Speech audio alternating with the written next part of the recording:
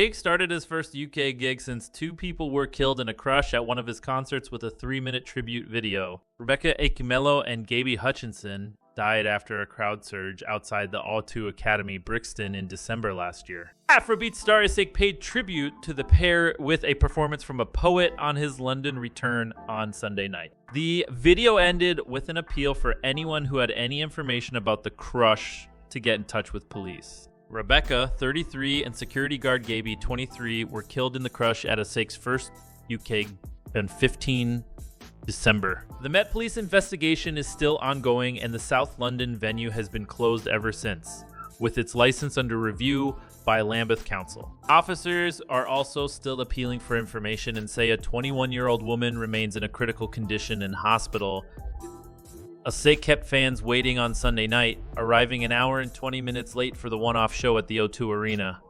But before he arrived on stage at the 20,000 capacity venue, the show started with a 3-minute tribute poem to Rebecca and Gaby. The recording, written and performed by poet Aina Moore, said, "We cannot forget what happened at Brixton. Some came out that night and ain't returned. We need to hold this moment."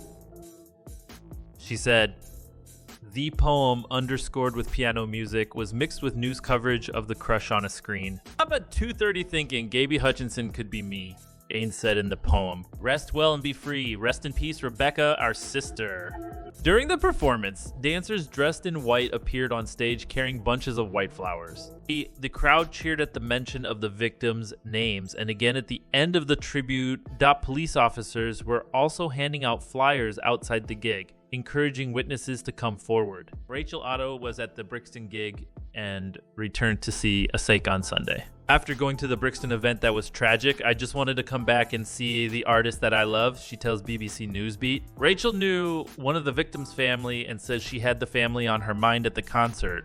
"It's bittersweet," she says. "It's just a reminder for the family that a life was lost."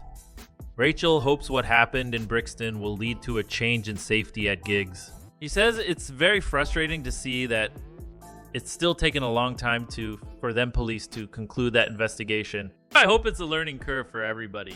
Today was also at the Brixton gig and says it's hard to think back to it. "I'm very sad about the events that happened there." Toye was nervous about coming to see Asake again, but says the security was better than at Brixton, which reassured him. The organization with that gig, it wasn't good at all. He says, "But I see the security here is doing it properly." He says it's important that fans can still celebrate Afrobeats music after the tragedy. Afrobeats is here to stay. It's not a passing thing, so this could be the start of something really new.